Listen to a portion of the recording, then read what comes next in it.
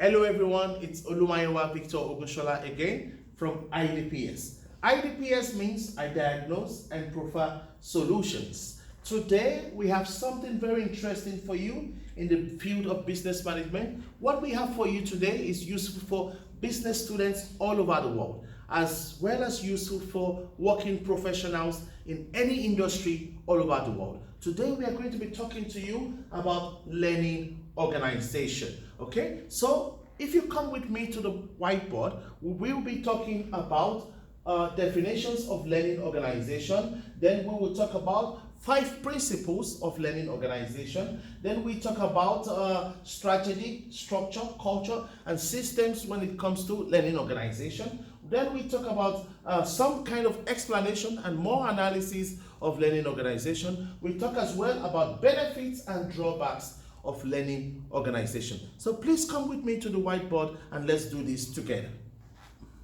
Learning organization. First of all, I have to give credit to who credit is due to, and that is in the person of Peter M. Senge. Peter M. Senge, as you can see on there, is the academic brain behind the concept of learning organizations. So he was the originator of the concept of learning organization. Going straight to the definition, what do we mean by learning organization?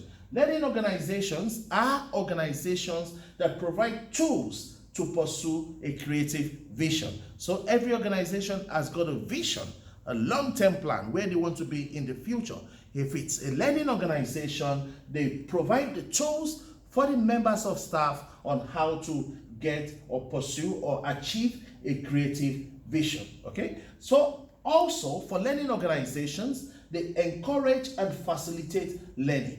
So if it's a learning organization, they believe in continuous development, improvement, they believe in continuous professional development, and therefore they encourage and facilitate learning, individual learning and team learning.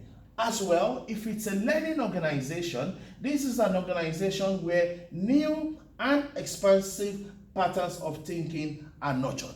Okay, so they're always looking for new ideas, they're always going out of their comfort zones, and they're always thinking about new ideas or new patterns. So if it's a learning organization, new and expansive patterns of thinking are nurtured. Also, if it's a learning organization, it's an organization that adapts to changes. Remember that I've always said that the business environment is unpredictable, unstable, and always changing. So a learning organization is that organization that adapts to the changes in the business environment. Okay. Finally, if it's a learning organization, they keep up with changes, but most importantly, they go ahead of changes. So a learning organization does not wait for the change to happen in the business environment and they are caught unawares. If it's a learning organization, it's an organization that keeps ahead of the changes in the business environment, and when the changes in the business environment occurs, they already have a solution. So please, these are several definitions of learning organization from Peter M. Senge. Please feel free to rewind any part of that this video to see the different definitions of a learning organization. Now we go and talk about the principles of learning organization. The first principle is what Peter M. Senge termed as personal mastery. Okay, and for personal mastery, this simply means that there must be no clash between personal goals and organizational goals. So there must be no conflict between the goals of employees and organizational goals. Okay. Second principle is about mental models, and for this principle, it simply means that employees have to understand their own mental models, and this helps them to be honest about what they are experiencing in the organization. The third principle is something very interesting, and the third principle talks about building shared vision. Okay, every member of staff, every employee in that organization has to work on a common vision. Okay, the organization has a vision. If it's a learning organization, everybody from strategic managers 2 tactical managers, 2 operational managers, from the CEO to the cleaner. If it's a learning organization, everybody is working on a common vision. 4th principle is about team learning, and it's saying it's about stimulating group learning. It's better or easier to learn in a team than to learn by yourself. And this is what it's talking about, team learning. And the 5th principle of learning organization is that it promotes systems thinking. That is individual decisions or organizational decisions or organizational policies are all connected. Okay, ladies and gentlemen, 5 principles of learning organization by Peter Senge. Please, you can rewind any part of that video to listen to what I have said about any of the 5 principles. Okay, right now we talk about something more interesting, still on learning organization. And for learning organization, as per strategy, it's about continuous development of strategy. Remember, it's a learning organization. They're always looking for improvement, always looking on how to be better. So for strategy as well, they're always developing strategy. And when they do that, it's always in alignment with the mission. So they cannot develop a strategy that conflicts with the mission of the organization. So for strategy, learning organizations are continually developing strategy, continually looking for how to satisfy customers, continually looking for how to make profits in learning organizations. For structure, as for learning organizations, it's about networking with key characteristics. Okay, so the structure is about what team networks with the other team. It's about networking with key characteristics. For culture, organization culture, remember we define organization culture as how we do things around here. If it's a learning organization, culture-wise, they are creative, they are innovative, they are flexible, and they are always thinking about solving problems.